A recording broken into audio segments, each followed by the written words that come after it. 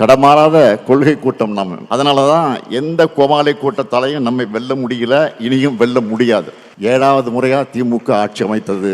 ஸ்டாலின் தலைமையில் 2வது முறையாக திராவிட மாடல் ஆட்சி தொடர்கிறது.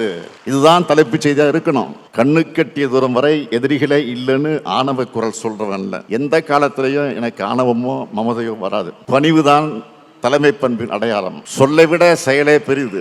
அவதூறுகள் மூலமாக, பொய்கள் மூலமாக நம்ம வீழ்த்த பார்க்கிறாங்க. அதுக்கு சமூக ஊடகங்களை பயன்படுத்துறாங்க. நான் ஏற்கனவே ஒரு மாதிரி சொன்னது போல திமுகவுக்கு என்றைக்கும் ஊடக சொகுசு இருந்ததில்ல. ஆளுங்கட்சியா இருந்தாலும் சரி, எதிர்கட்சியா இருந்தாலும் சரி, திராவிட முன்னேற்ற கழக மேலதான் அதிக விமர்சனங்கள் வரும். அதாவது திமுக ஆட்சிக்கு எதிரான அலையை விட ஆதரவு அலை தான் அதிகமாக வீசுது. அது வெளியே தெரியாம மறைக்க, திசை திருப்ப சிலர் நினைக்கிறாங்க.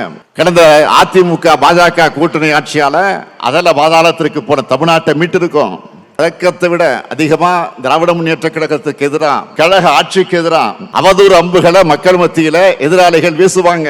கருத்து கணிப்புங்கிற பேர்ல எண்ணத்தோடு திமுக கூட்டணிக்கு குறைவான சதவிகிதத்தையும், அதிமுக கூட்டணிக்கு புதுசா வரக்கூடியவங்களுக்கு அதிக சதவீதமான வாக்கு சதவீதத்தையும் போட்டு மக்கள் மனசுல அந்த பொய்ய விதைக்க முயற்சிப்பாங்க.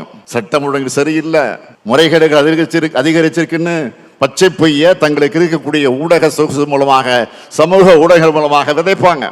நம்ம அவங்களை விட ஒரு பிடி முன்னாடி இருக்கணும். அவங்களுடைய பொய்களுக்கு முன்னாடி நம்முடைய உண்மை மக்கள்கிட்ட போய் சேரணும். புதுசா சிலர் நாங்க தான் மாற்றுன்னு இளைஞர்களை ஏமாத்த அவங்களும் ஒரு பக்கம் வராங்க. அவங்களுக்கு நாம் பதிலடி தரணும். அதிமுக பாஜக கூட்டணியை அமித்ஷா அறிவிச்சப்போ ஒரு வார்த்தை கூட பேசல. பக்கத்தில் உட்கார்ந்து இருக்கிறார், ஒவ்வியமா பக்கத்தில் உட்கார்ந்து இருக்கிறார். என்ன அடக்கம்! சசிகலா இவரை முதலமைச்சராக அறிவிச்ச போது எப்படியெல்லாம் ஆக்ஷன் பண்ணாரோ அதே மாதிரி நடிப்பு.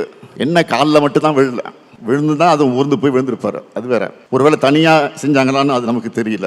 எந்த ஷா வந்தாலும் தமிழ்நாட்டை ஆள முடியாது. டெல்லிக்கு தமிழ்நாடு எப்பவுமே அவுட் ஆஃப் கண்ட்ரோல் தான். அரசியல் எதிரிகள் ஒரு பக்கம், கொள்கை எதிரிகள் ஒரு பக்கம், இன எதிரிகள் இன்னொரு பக்கம், துரோகிகள் அடுத்த பக்கம்னு எல்லா பக்கமும் எதிரிகள். இதுக்கிடையில கட்சியும் ஆட்சியும் நடத்துகிற மாபெரும் பொறுப்பு என் தோளிலே சுமத்தப்பட்டிருக்கு. திராவிட முன்னேற்ற கழகம் இருக்கு வர, இந்த முத்துவேல் கருணாநிதி ஸ்டாலின் இருக்கும் வர டெல்லி படையெடுப்புக்கு ஒருபோதும் தமிழ்நாடு வீழாது.